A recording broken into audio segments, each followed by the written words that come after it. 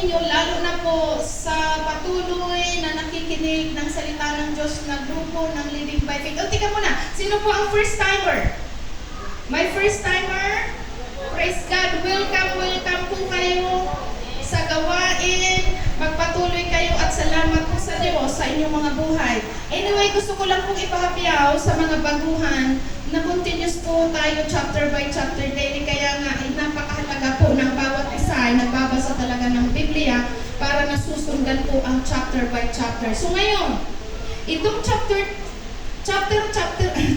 14, sabi dito, huwag hatulan ang inyong kapatid. Nauunawaan po natin as a family of Christ, magkakapatid tayo sa Panginoon. Naiintindihan po natin yon? Tayo ay magkakapatid sa Panginoon, kaya hindi pwedeng nag-aaway-away, hindi pwedeng nagsasamaan ng ilog. At yung lagi ang itinuturo sa atin ng salita ng Diyos, huwag hatulan ang iyong kapatid. Sabi po dito, tanggapin ninyo ang mahihina sa kanilang paniniwala at huwag makipagtalo sa kanya tungkol sa kanyang puro-puro. So, ibig sabihin, sino man po sa atin dito na medyo may mataas na ang level ng pananampalataya, kung mayroon tayong baguhan na mahina pa sa pananampalataya, huwag tayong makipagtalo. Naintindihan po natin?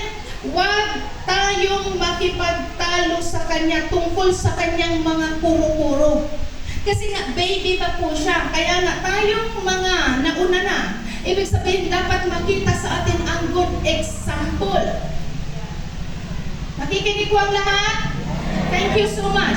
So, kailangan ang mga nauna na, ibig sabihin, yung sa palagay mo, ikaw ay may alam sa salita ng Diyos.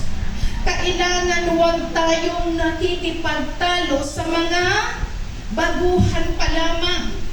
Bagkus, ipanalangin natin sila at the same time, kailangan makita sa atin ang good example na kanilang gagayahin sa ating buhay. Amen? So, verse 2. Ayan, verse 2. May naniniwalang maaari siyang kumain ng anuman, ngunit gulay lamang ang kinakain. Ito po ay patungkol sa pagkain. Tingnan niyo po ang Diyos, ano? Maging sa pagkain, tinuturuan tayo ng Diyos na hindi tayo magkasala at hindi tayo maging katitisuran ng ating kapwa. Tinuturuan tayo sa lahat ng aspeto ng ating buhay bilang Kristiyano na matuto tayo sa anumang paraan na hindi tayo maging cause ng pagkakasala ng ating kapwa. Uulitin ko pong uli, dahil ang Diyos ay mabuti sa atin, tinuturuan tayo sa bawat anggulo ng ating buhay.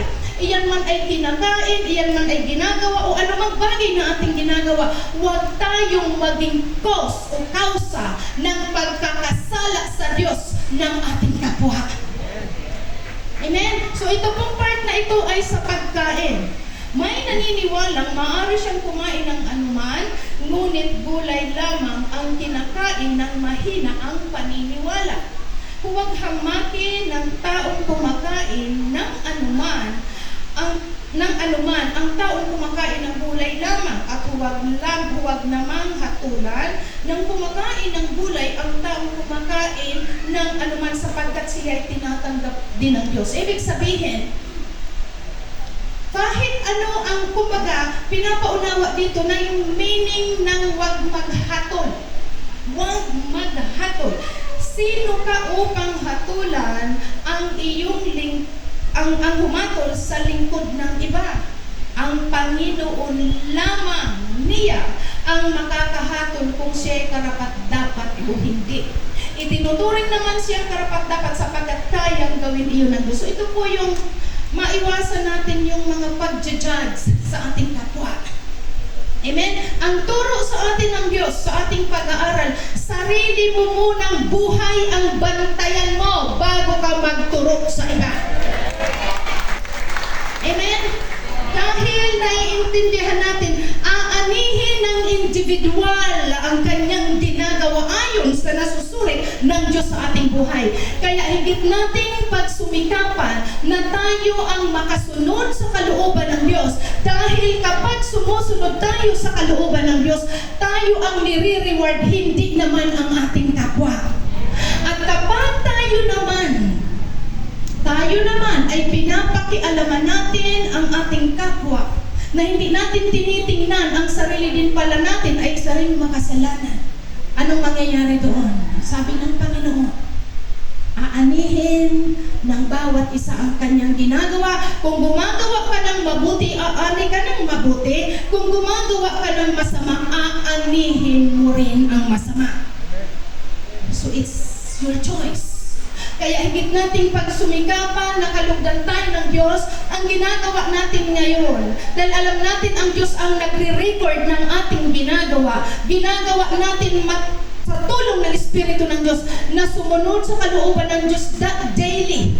Tinitingnan natin, Lord, ano ba ako? Nagmamatch ba ang aking buhay sa sinasabi mo or sa lungat ako sa salita mo? Yan po